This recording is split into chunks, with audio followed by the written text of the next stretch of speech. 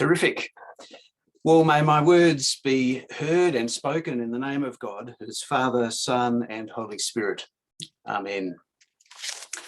Well, it's really good to be with you online this morning. As I said before, a very gentle reintroduction back into the year after some interesting weeks of leave, 2 weeks of which were spent in isolation, and then a week hurriedly doing all the things that I'd hoped to do during my holidays. So, but it's good to be back. One of the things I did while I was in isolation was spend far too much time on Facebook. And one of the great things about Facebook is the memories function, where it shares memories from years gone by. And just recently, Facebook reminded me that 6 years ago, around this time, Josie and the children and I were worshipping in Westminster Abbey, a very different space to Holy Hermits Online. Magnificent and huge and all sorts of things. Thomas, of course, who was 9 or 10 at the time, as we arrived, said, "Dad, this is the 11th church we've been to this week." Some of the grandeur was perhaps lost on a 9-year-old.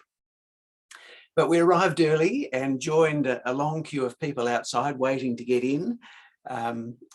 Luckily, I had contacts. There's some advantages to working for the church. And so we were ushered in and had reserved seats right up the front. And it was terrific. You know, there were about 200 people there. The choir was magnificent. The setting was wonderful. There was a rather odd sermon, but that's okay. But it was one of those services that made me glad to be part of this strange church that I call home. Interestingly, of the 200 or so people there, I asked the dean on the way out, there were 5 who were regular parishioners. Everyone else were tourists. He knew there were 5 because during the week one had died, and so they'd lost one regular parishioner and were down to 5. And I wondered what it must be like trying to gather with a community like that each week, where you have 5 people you know particularly well and then 200 who you may never see again. You know, what would it be like to be part of that sort of community? I didn't get much of a chance to talk to the dean, but it seems to me that all the stuff that's been written about, you know, what makes a thriving, healthy, worshipping community is grounded in the idea that those communities that are thriving the most are those with a clearly articulated vision, you know, who they are and what they're on about. And in the brief stuff that I read about Eusebius and about Richard Rolle, you know, both of them had a very clear vision. You know, Eusebius had this clear vision of a community of hermits gathered together, bound together in loving service. Yeah, it's a vision that he had with clarity. Richard Rolle expressed the clarity of his vision in language that people could understand. You know, the first English mystic to write in English so people could understand his vision. A vision captured in his writings about the fire of love. Yeah, a passionate and clear vision of what he wanted from the community of faith. So congregations that are thriving are those that can tell you clearly who they are and where they're going. And the people in those communities have the confidence and the language to be able to share that vision with others. Diana Butler Bass, the American writer, includes testimony as one of her 10 signposts for renewal of the church. She calls it being able to talk the walk. Yeah, that is being able to talk about what we're doing and why we're doing it. Now, probably the church growth people have inspired quite a lot of the commentary that was written on this morning's gospel. In some ways, the gospel passage outlines a pretty neat vision statement for the church. And Luke paints a really good picture of the scene. Now, Jesus comes home.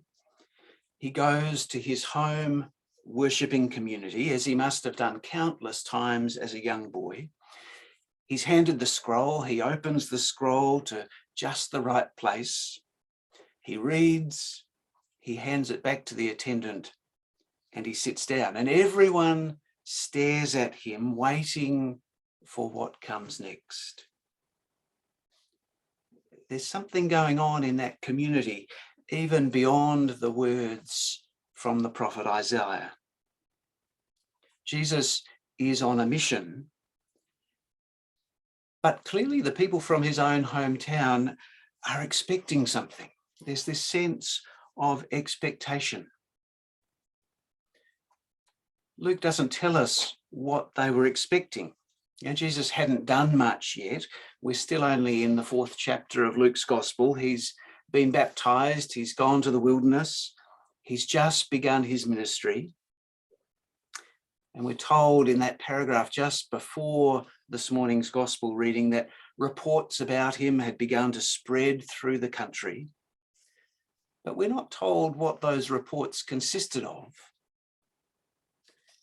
So it seems to me that the people were expecting something, but they had no real idea of what that something might be. And it seems to me that that congregation in Nazareth all those years ago is not all that different to so many of our congregations as we gather for worship in our own place, in our own setting.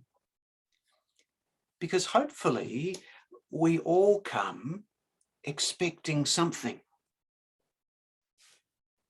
But I wonder how often we spend the time to try and articulate what it is that we expect when we come to worship.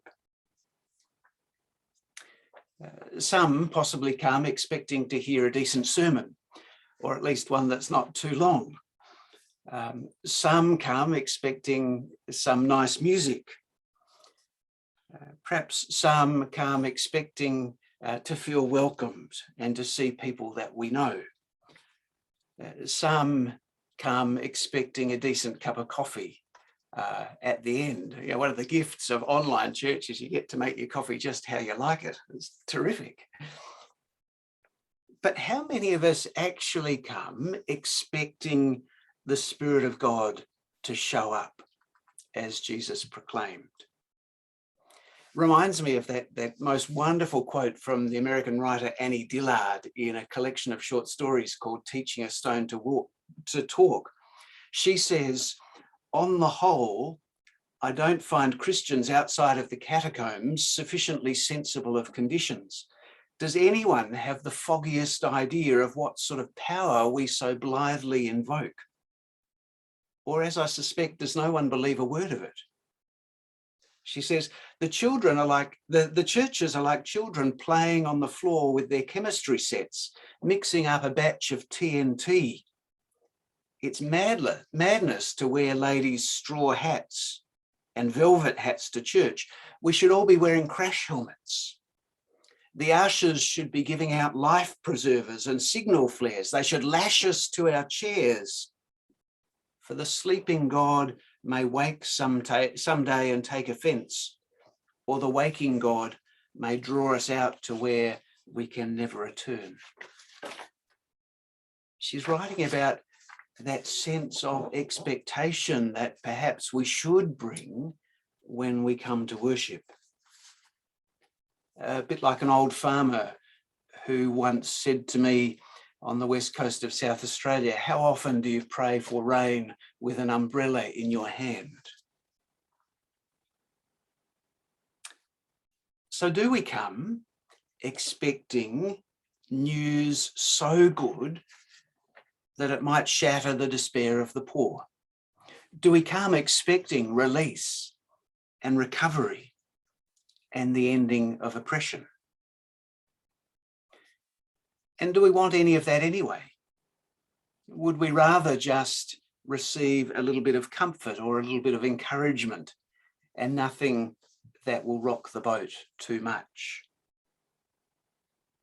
One writer says, it certainly seems that the people of Nazareth were not ready for the presence of the Holy Spirit to come in with their small town boy made good when they got up that morning for synagogue.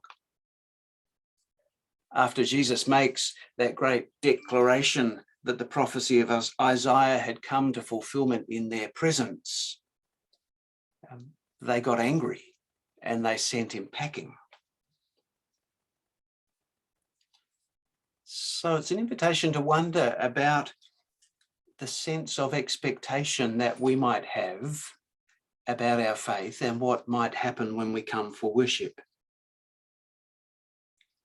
Do we come looking just to fulfill our own, sometimes paltry and self-centered expectations?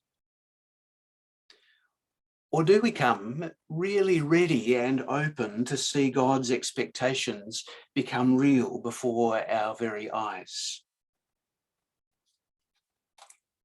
At the beginning of a new year, it's not a bad time to ask the question, what do we expect? Why do we come? And do we have the words to talk not just to each other in this community about these things, but to talk also to those outside of this community, those who might never consider joining us in this space otherwise? Richard Rolle wrote in the 14th century that we should embody what we worship and become more like that which we bestow our affections on. That sounds a little like the scriptures being fulfilled.